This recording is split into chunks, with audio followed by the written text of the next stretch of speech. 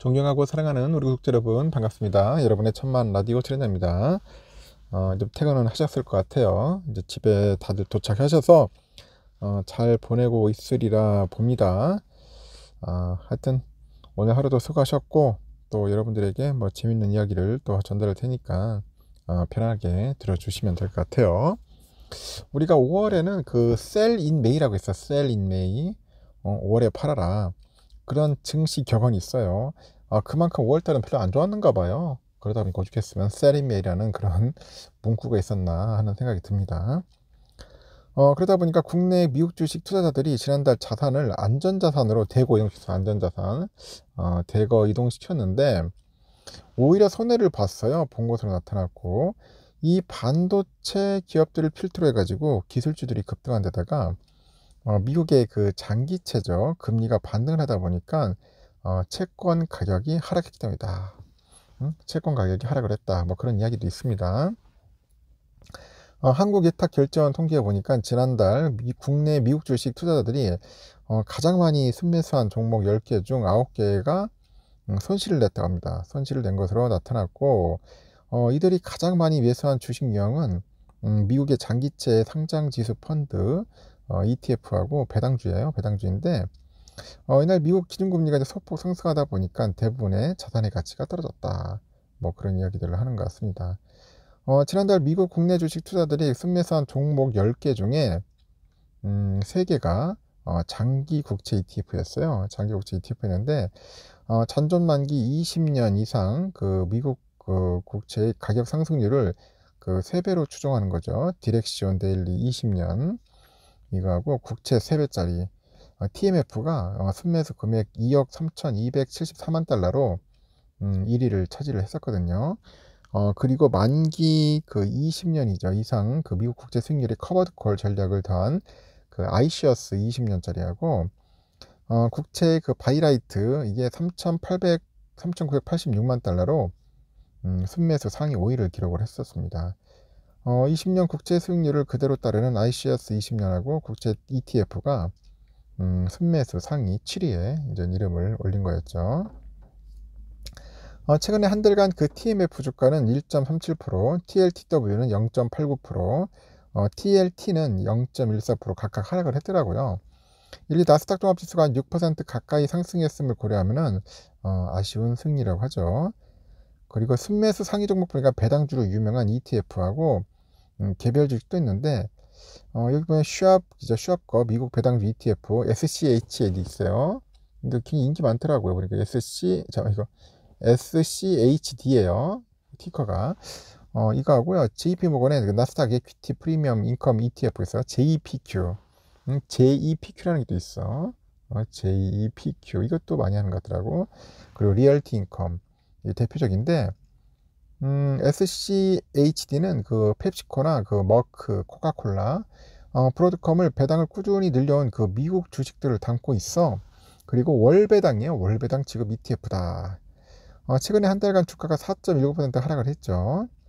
그 월배당을 지급하는 리투주로 유명한 또 리얼티 인컴도 순매수 상위 종목 10위에 이름을 올렸는데 주가는 4.5%나 빠졌다. 많이 빠졌죠. 4점 빠졌습니다. 배당주는 금리가 오르면 고금리를 지급하는 예금의 그 상대적인 매력도가 올라가면서 가격이 하락할 수가 있어요. 리츠주인 리얼티인컴은 부채 비용 증가 우려로 가격이 이중으로 눌림을 받은 것으로 현재 이제 분석이 되는 거죠. 미국 재무부에 따르니까 미국 10년물 국채 금리는 올해 초에 4% 육박하다가 지난 4월 말 3%대 중반까지 떨어졌고요. 지난달 26일에는 3.8%까지 이제 반등을 합니다. 미국 연방준비제도의 그 연내 금리 인하 가능성을 이제 과도하게 이제 반영한 그런 금리가 제자리를 찾은 것이다. 그런 분석도 있고, 지난달 엔비디아가 인공지능 AI 수혜를 받은 반도체 기업들의 주가가 이제 상승하다 보니까 필라델피아 반도체 지수가 14% 상승을 했어요. 서학기미들은 그 해당 지수 수익률을 3배로 거꾸로 추정하는 ETF가 있습니다. 이 ETF에 대거 베팅을 하면서 이제 손해를 이제 본 것으로 현재 나타나고 있다. 그렇게 보시면 됩니다. 거꾸로 하면 안 되는데 이상 거꾸로 좋아하더라고 사람들은. 인버스를 상당히 좋아하는 것 같아요. 곱버스나 디렉시온 데일리 반도체 베어 3짜리겠어요. 3배짜리 쏙스. 지난달 개미들이 9,051만 달러치를 순매수했어. 두 번째로 가장 많이 순매수한 종목에 등록했는데 가격은 38%나 하락을 했더라.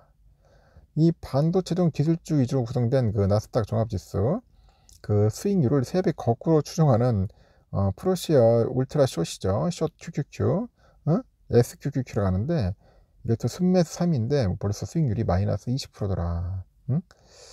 그나마 수익을 낸 종목은 뭐 마이크로소프트, 엔비디아, 테슬라, 애플 이렇게 기술 대형주들에 집중 투자하는 월배당 ETF가 있어요. JPQ.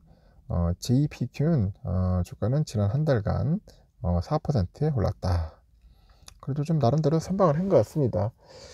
이렇듯이 지금 개미들하고 누가 이기는지 보겠습니다. 5월에 8을 하는데 과연 뒤통수를 맞는 건지 안 맞는 건지 한번 여러분들도 잘 판단하셔서 투자에 임하셔야 합니다. 하여튼 엔비디아의 그런 효과로 인해서 좀 반도체주가 좀 훈풍이 불었어요. 그러다 보니까 미국의 반도체 기업 엔비디아 등 그 반도체 업종에 큰 관심을 이제 드러내는 겁니다. 국내 종목 가운데 7만 주주라 복귀하면 삼성전자가 큰 관심을 이제 받았죠. 그래서 이제 그 FN 가이드에 보니까 21일부터 26일까지 투자자들이 가장 많이 검색한 그 키워드가 차례대로 반도체, 뭐 엔비디아 뭐 그런 거였습니다.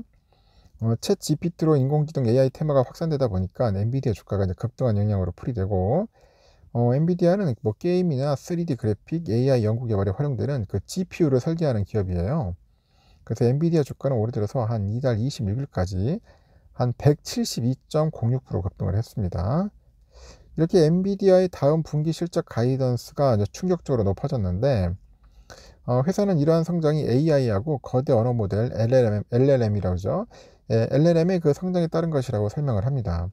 엔비디아는 2024 회계년도 2분기 매출의 가이던스로 시장 컨센 71억 달러를 대폭 웃도는 110억 달러를 제시를 합니다.